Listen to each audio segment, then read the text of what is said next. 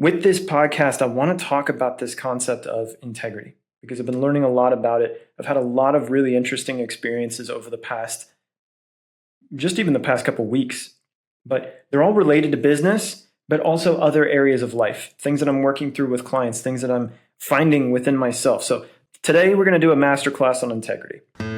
You are listening to the Heart for Life podcast with Thomas Scott. Welcome to the Heart for Life podcast. I'm Thomas Scott, and wow, it has been a minute since I've done one of these. So much in life has changed, so much has happened, and I feel really compelled to just drop right into the vulnerability. And let's see, it's even emotional to do this again because I've been going through this period in my life where so much is shifting, so many things have happened. I've lost a best friend, not like death, but moved out of my life. I have moved to a new city in a new country.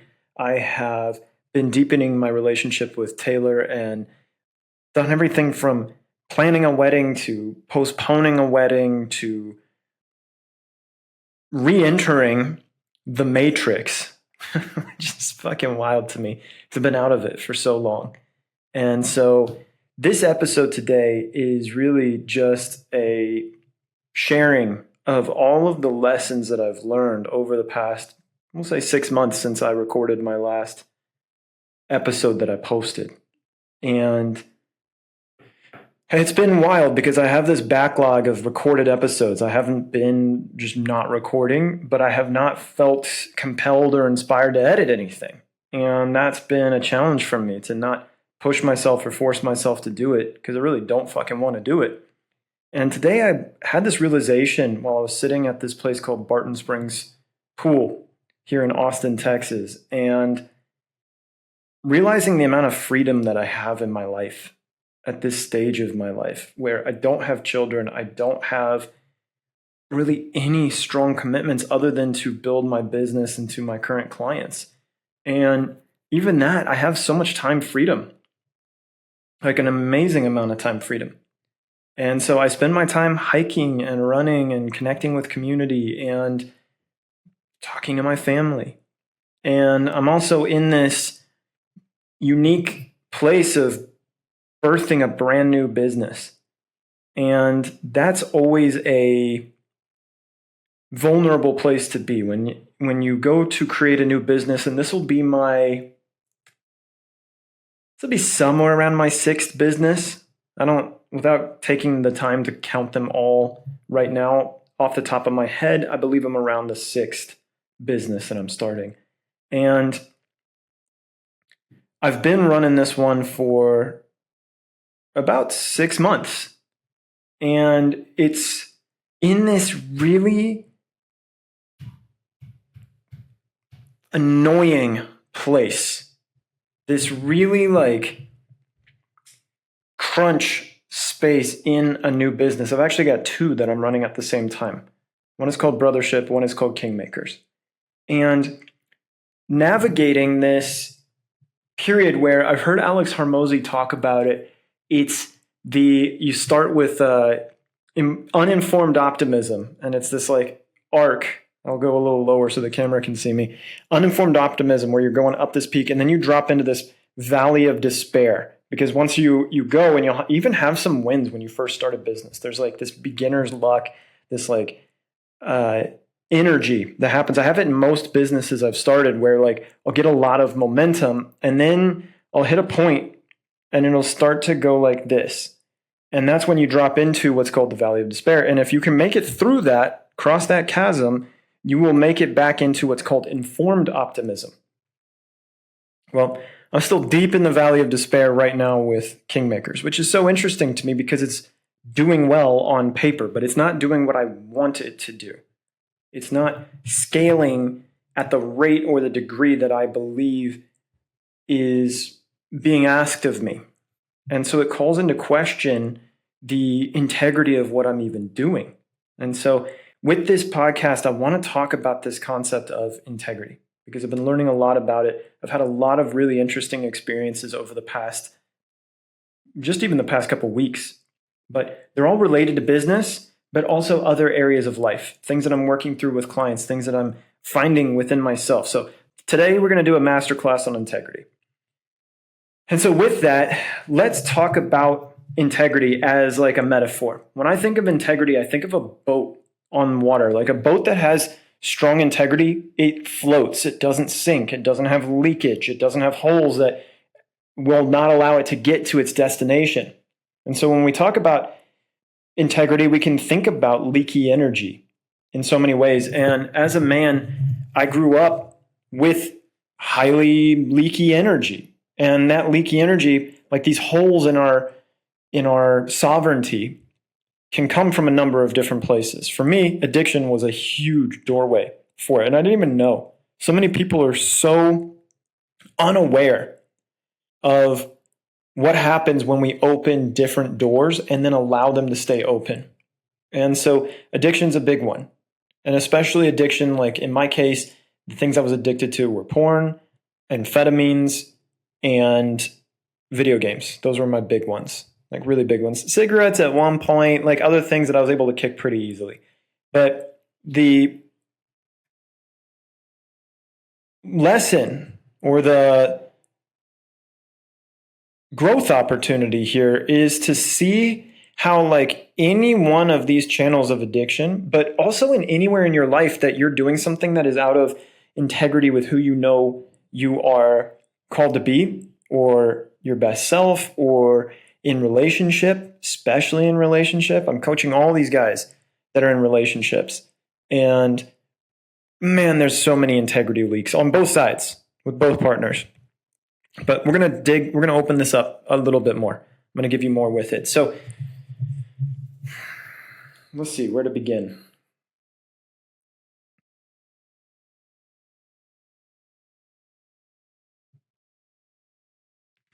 You know, all of this started like this deep dojo of integrity that we're going to go into today. And I've got some really cool stories I'm going to share with you about it. Start with a radical experience I'm having with my men's group, Brothership, which has over the past few months turned into a Bible study, which is a fucking crazy side note. I'm still, my mind's completely blown that now I, as a part of my work, run a men's Bible study.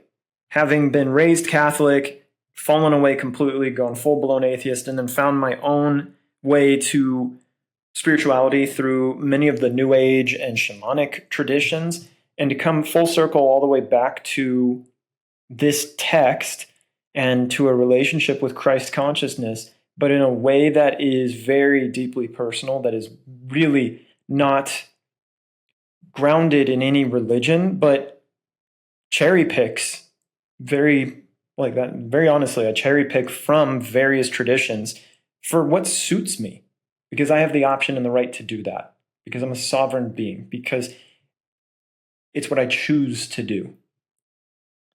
And in doing so, I'm finding the value of all of these different traditions and finding my own understanding through different lenses to come to a unified perspective of God, of this word God, of my relationship to God, of my understanding of what the all or source or universe is.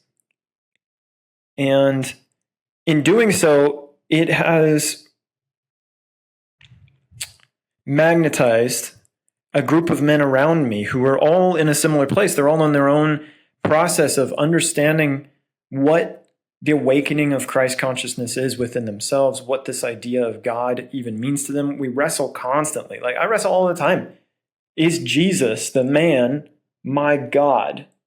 Is Christ consciousness something that is being birthed through me? What is God? Is there a distinction between God the Father, God the Son? What's with all these masculine archetypes? Holy Spirit, God the Father, God the Son, like these things that I was raised in Christian tradition with, versus looking at things like the Brahman and the Atman in Hindu traditions, or Wankantanka in Native American. They all point, in my perspective, to the oneness that we all have come from, source. And at the same time, there are deeper truths that I can keep unlocking by asking questions more and more. And so this group has been a beautiful place for myself and some other really brave men to go and ask these questions, but then to just go on faith, even if we don't have the answer to these questions, to start to make decisions in life from the current perspective or understanding that we have. And using the Bible, this book that is the oldest text that I know of that has been filtered from the past to present day through millions, arguably billions of consciousnesses, and have looked at this and said, yep, that's true for me.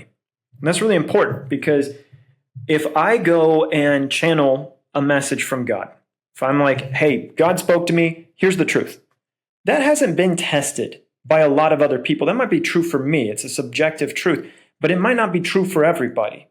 It might not be true for a large group of people. Well, this text seems to have truth for a very large number of people. And this text is built on a couple of different traditions. Of course, there's the Jewish Torah, and then we have the Christian, the New Testament Bible. The New Testament plus the Old Testament constitutes the modern Bible. And even the New Testament is still arguably 2,000 years old, like close to it. It's maybe a little less, but we'll call it 1,600 years old. That's a lot of freaking time. A lot of people have sat with this, wrestled with this, checked the validity for themselves. And yes, some of them were spoon-fed it and did not question it at all. But I have questioned the fuck out of everything in life. And this text is speaking truth to me, mainly in the areas of how to set my own morality, my values, my ethics, these sorts of things, how to run my business in many ways. And so in exploring this, I've been finding deeper accountability, deeper truth. And we come at it from a very sovereign place. Like, we just read it and understand what it's telling us in correlation to whatever we're experiencing in our lives individually. And so doing so doesn't have some preacher telling me what they think the interpretation is that I should live by. I fucking hate that. I always hated that. I want to understand it for myself. And in doing so, I'm having a deeper connection to God. And this is super relevant to integrity, because there is a integrity that comes from experience. There's this element of someone can be in integrity with, we'll say drugs. We'll use the word drugs. Someone can be in integrity with drugs having never done them in their entire life. But how sovereign are they? How sovereign are they? If there's this thing, what should we define as a drug? We'll define a drug as anything that becomes out of person's control, like their want is too strong to say no. And that can be a lot of different things, whether it's coffee or video games or porn or meth or heroin or sex, or it goes on. Honestly, anything. Work. Conflict. I've been addicted to conflict in my life. And so, are you as strong in integrity if you've never tried the thing and just are like, nope, I'm good, versus the person who's done it, experienced pleasure from it, and then held strong in it? I find that to be a more integral person. They understand the stresses. And if we go back to the boat metaphor, how do you know how strong the hull is unless it's been tested? It might hold water, but will it hold water? It might hold water out. It might float, but how far, how long will it float? Can it make it through frozen waters? Can it make it through a big storm? How tested is it? And something that's tested has even higher integrity. The weak points have been found. And so a lot of my life has been testing the weak points on all sorts of things, for better or worse, and led me to a lot of really beautiful things and led me to a lot of fucked up things. And in this current iteration of testing, through brothership, we all started to do a 40-day fast. And that came about because of this Christian, well, I believe it's actually Catholic tradition called Lent. Lent is the 40 days before Easter, where it's meant to, it's a fast, and it's symbolic of the 40 days and nights that Jesus spent in the desert, being tempted without water, without food, and all these kinds of things. He went through a pretty tough time with that. And so it's to honor that, but to also see that as an opportunity for ourselves to find our own inner strength and inner courage. So a lot of people do this Lent thing. I didn't want to do it from a religious perspective. I wanted to do it from an opportunity to gain deeper integrity. And so each one of us picked things that we were going to abstain from or fast from that would help create more wealth in our lives. So it was essentially like to look at what's going on in our lives and see, okay, what is blocking me from more wealth? And so I picked social media, which was my really, really big one. Social media, specifically Twitter, because I was looking at the news all the fucking time. So it was the news and social media. And realizing that I didn't have a strong social media addiction, but I would watch stories, like people's stories. I had these excuses, like I wanted to know what's going on in people's lives. And even if I would only scroll for a little bit, like we'll say 5 minutes, or if I would watch 5-10 minutes worth of stories, Instagram stories, I didn't feel great. And I had an intuitive knowing that it was holding me back somehow, some way. So I used that as mine. A number of the guys did social media as well. Some guys did caffeine. Some guys did junk food. Everybody did porn. Not that any of us really had a strong problem with it, but why not throw it in? What else did we do? I'm trying to think of what else was there. Well, there's more, but I got to get to that part of the story. So first week goes by. We've all been fasting. We've all been doing our Lent thing. And we get on a call, and I realized for myself during that week that even though I didn't look at social media by the letter of the law, I didn't scroll, I was finding loopholes left and right for my fast. And when I challenged each one of the guys in brothership, we found that everyone was finding a loophole to their fast and not holding it to the letter. And so that was the opportunity to get into more integrity first round. So notice there's an integrity metaphor here happening. When we are saying, hey, we're fasting from this thing, and then you hold to the letter of it, but you find a loophole, a back door around to do the thing, are you really in integrity? But how do you even know? Like, I didn't even know I had these loopholes till I needed to go find the loopholes. So what I did was I wrote down every single loophole that I had and then put money down in the group. I was like, okay, guys, here are my loopholes. And if I do any of those plus this, I owe you guys $500. And that prompted the rest of the guys to get really tight on their commitments as well. And it was really a blessing. It was super cool to have this group of guys who all went in with cash, putting it out there, saying like, I'm not going to do this thing because I know it's going to make me a better man.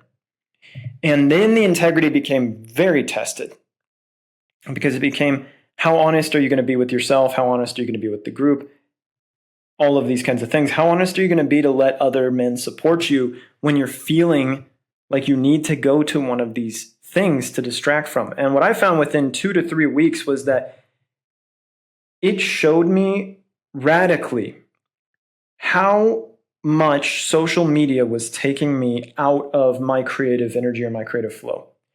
And what happened was, like, even if I would look for like one story, it would disconnect me from whatever I was feeling in the moment.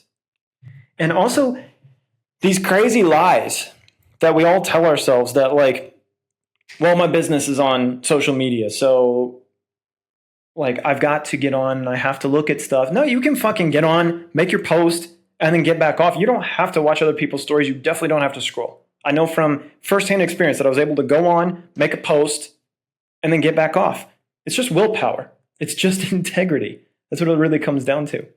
And so we did this thing as men, and it was amazing. It was absolutely amazing. It really helped shift so many perspectives for me. It showed me so much of how I was giving my power away to social media and how it really was holding back my wealth. And it really was out of integrity. It really was this little hole in the ship.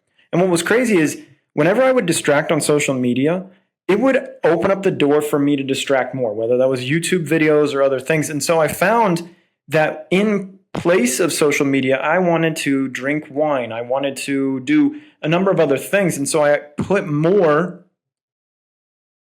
commitments for this Lent period to not do those as well, to just sit in the fire, to just burn in the pain of it, the pain of not distracting, to see what was there, to see what came through. And it was gold. I have become a better man, just without any question. I have become stronger. I have become more sovereign. I have become more attractive. I've become physically more fit. And my business is doing so much better because I have just not done those things. It's really wild. And when we think about a boat that has a leak in it, if that leak is not fixed, it oftentimes can lead to a much bigger leak. Over time, it grows until you have a big ass hole in the ship, and it's even harder to patch up, and it sinks a lot quicker, and it can lead to other holes. And so often, the other thing I found was that we as men, if we break our integrity, that really opens up the door. I say men so much. I know this applies to women too. Forgive me, I coach men full time. So it's like I'm always speaking to men, but any women watching this podcast, this applies to you just as much. I have one woman in my life that I really give my energy to because I'm deeply in integrity in my relationship. And so I don't tend to address my stuff to women. But just know, I'm sorry for that. I know I have women listeners, and I'm so grateful for you, and I really hope you get value out of this. All right, side point aside. We're talking about integrity. Let's see if I can catch on to my train of thought. The holes, like when we allow ourselves to become out of integrity with whatever it is, and you know when you're out of integrity, you just know there's a feeling. You can feel it. You can fucking feel when you're not in integrity. And if you allow yourself to keep going down that road, the holes get bigger and they get more frequent, but you don't care. That's why you're already out of integrity. Once there's one hole, it's like, well, if I'm not going to patch up that hole, what do I care if there's other holes that get poked in the boat? Right? Because like, if you're not fixing the one hole, why would you fix the other ones? And then it just becomes like, okay, this is okay. This is okay. And this is how someone's life completely spirals out of control. It's really obvious to me now. It's really crazy how I can see someone who's homeless on the streets and has gotten to that point because they've allowed the addiction to become a bigger and bigger and bigger hole. And now we can talk about the underlying reason someone would resort to these drugs or addictions in the first place. That's not the point of this conversation. The point is to say that if you have something in your life that you know is out of integrity and you continue to honor it, you continue to give it energy, you're just allowing bigger and bigger and more holes to get in the way to then sink your boat. And then you're sitting there looking around at your life and you're like, what the fuck happened? Why is my boat underwater? Why does my life not look the way I want it to look? Well, it's because you allowed yourself to be out of integrity for so long. You looked past all of the little holes. And it's really wild because I finished Lent and I know I'm going to re-up. So what I mean by that is I've got brothership again tonight, and we do it every Monday night. And I'm going to double down on my commitments because I realized how much they were serving me. But in the meantime, I had like a 3-day gap where I'm like, well, it's not Lent. I'm done with my commitments. I made it. I know I'm going to re-up. So I'm just going to like gorge myself. I'm just going to eat all of the fucking fast food shit I can. And fast food, I mean social media, news, Twitter, YouTube, whatever it was. Just like, just dump the whole bucket on to see what it feels like. it really felt like if I had gone from eating non-processed foods, which is how I do my diet already, non-processed foods, steak only, organic fruits and vegetables for 40 days, and then went and ate McDonald's for 3 days straight. Really 2 days straight for me. Because I immediately, when I felt it, I stopped. But we'll just say 1 day, because really that was all it took for me. Even then, if you ate McDonald's for breakfast, lunch, and dinner, after eating all of that, what I found was like, okay, it tastes kind of good, but I can tell it's unhealthy. Like, it doesn't feel good. It doesn't feel delicious. It doesn't feel nourishing to my body. My brain's like, I want this, but I don't. And like, it was this very interesting space of first just consuming it all, seeing how I could have gotten addicted to it in the first place, but also seeing how like empty the carbs are, how big the lies are that like, oh, well, I'm getting inspired to go create and do other things on social media. While that's true, honestly, 2% of the time, it's definitely not true for the other 98%. And it doesn't justify it whatsoever. And to know that God will meet me with that inspiration anywhere if I just allow myself to open to it. So that's one point that was like a lie I realized I'd been telling myself, was that, oh yeah, I'm getting so much from this. So that's why it's excusable. Like, I get to see what others are doing and get inspiration, then I'll go do the same. Fuck off with that. It's such a lie. It's such a lie. All the inspiration you need for what you need to do in life, it's all right here in the heart. It's all when you connect to the divine. It all comes from there anyways.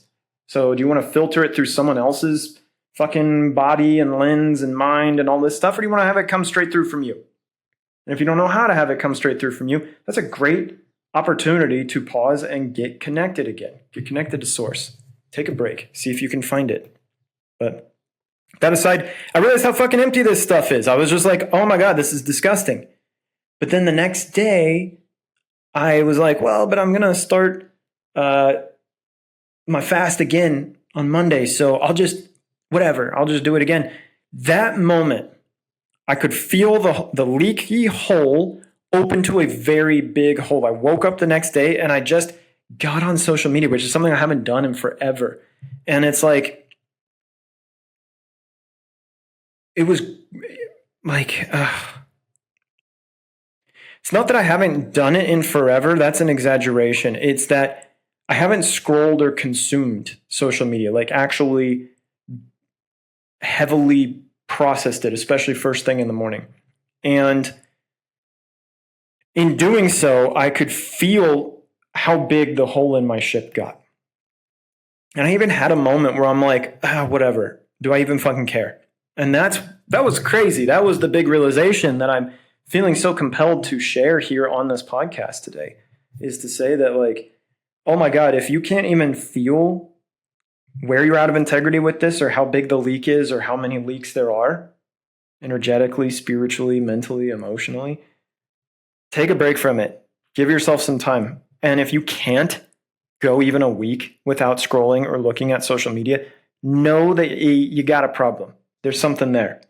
Like, it shouldn't be that hard. It's really not. It's really not. It's all fake dopamine. And it's going to force you to get real dopamine from something else that's much more fulfilling and satisfying. But what will be interesting is to see what comes up during that week for you to get dopamine elsewhere, and to see all of the extra things that you turn to. Because once you can get through that threshold, a lot opens up. A lot of energy, a lot of creative flow, and a lot of repressed shit that just needs to be processed. It just needs to. It's important for you to process it, because when you don't, it turns into illness, dis-ease. It is dis-ease in the body. The things that we're distracting from, that we're numbing out from, that we don't want to feel, that we don't want to see, they're all still there. They don't fucking go away just because you're not looking at them. They actually compound. They compound and they turn into pain. They turn into suffering. They turn into chronic illness. They turn into fucked relationships. They turn into low money. So when I work with guys, especially in Kingmakers, that's what I'm looking for. I'm looking for these areas of disease in their body, because these are the things that are creating the results in the life around them that they don't want. But if they don't have the courage or the fortitude or the integrity to sit in the fire of not having those things and to see what comes up and to see what opens and to see what they need to process, it's just going to stay there. It's just going to stay put until it manifests in something that forces their ass to sit down and take a break from it. And when I speak about what that could be, it can be anything. It can be a car wreck. It can be cancer. It can be, you name it.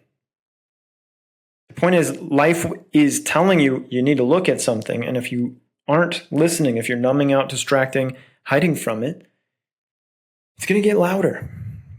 So this is an opportunity to see these things and know that in a week you can always go back. It's not permanent. I think that's one of the biggest gifts I've had with this group is that when we set these 40-day chunks, I can tell myself, like, I know you and me sitting here talking on this podcast know that social media is ultimately going to go away from me. Not in the sense of like posting for my business, but using it to interact or understand other people's lives and what's going on with them and to communicate and all of that kind of stuff. It's really, I know I'm moving that direction. But if I were to say I'm just permanently done with it right now, I don't think it would be sustainable. But if I'm like, I'm going to do another 40 days, well, I've already gone 40 days. Another 40 days, I know that my pull and my connection to it is just going to be less and less.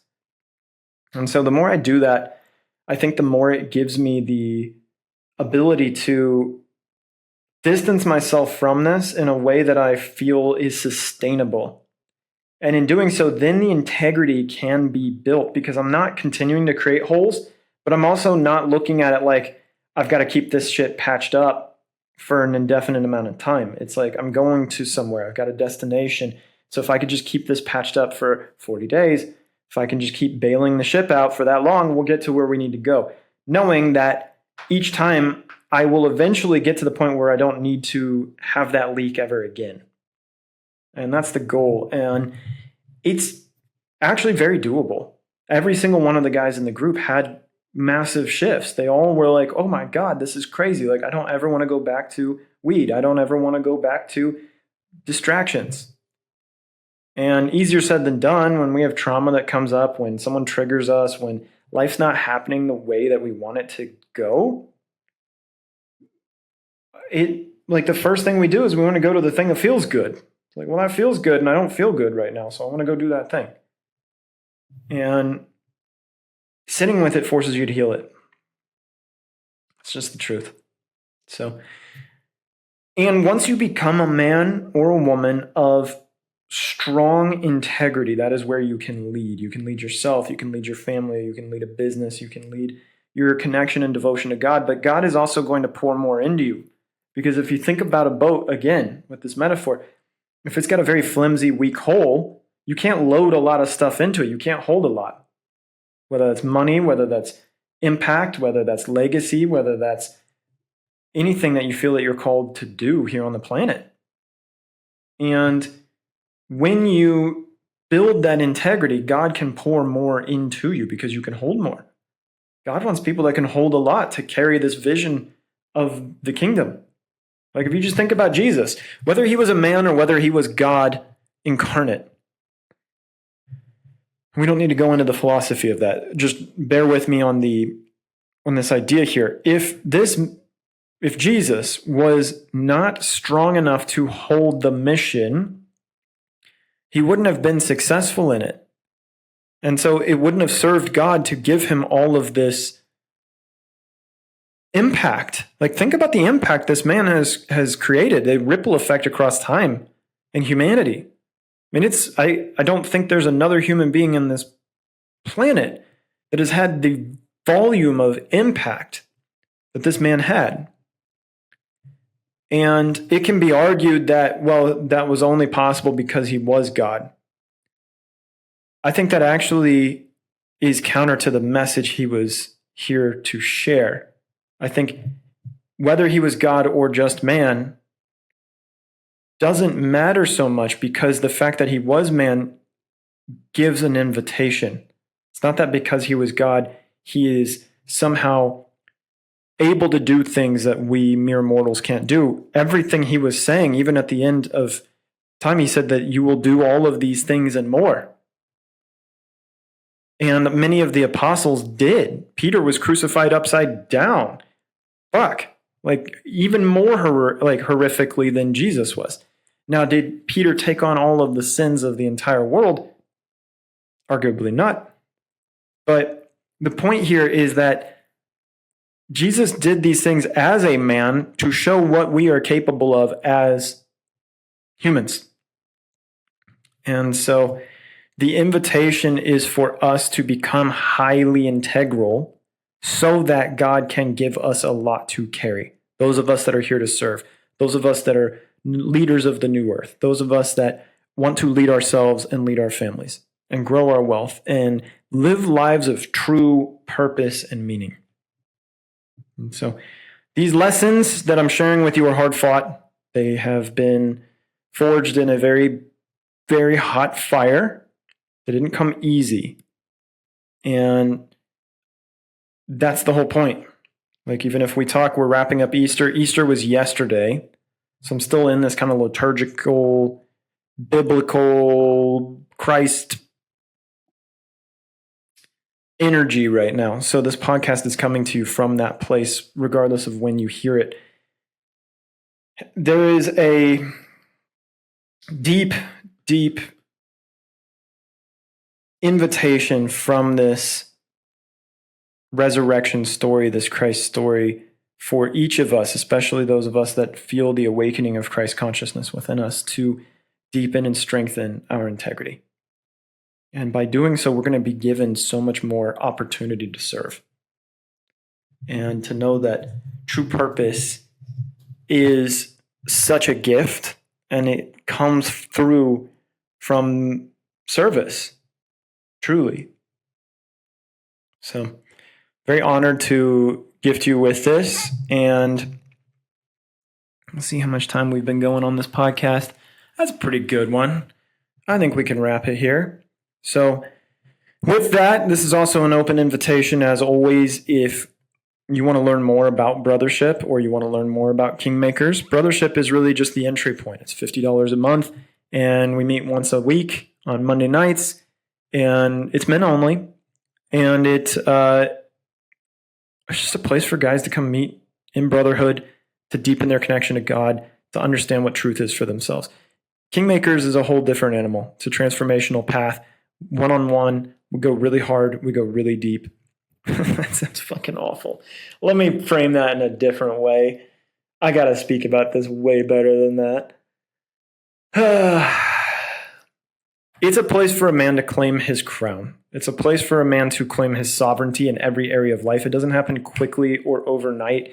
It happens from the men who are ready to radically look at truth dead in the eyes and stand up and claim their truth without looking back. And it takes the company of other men who are able to lead in that place to go there. Someone who has already walked that path. And I am a man who has already walked that path and am presently walking that path. So with that, I'm very grateful to all of you. Thank you for having the patience during my hiatus. This has been a very needed healing gap in the podcast game that I've been playing. And now that I'm in Austin, I expect to be doing a lot more. So we will be seeing you again, I know, very soon. And in the meantime, I hope you have a blessed and beautiful day. Thank you so much for tuning in to this episode of the Hard for Life podcast. We will see you next time.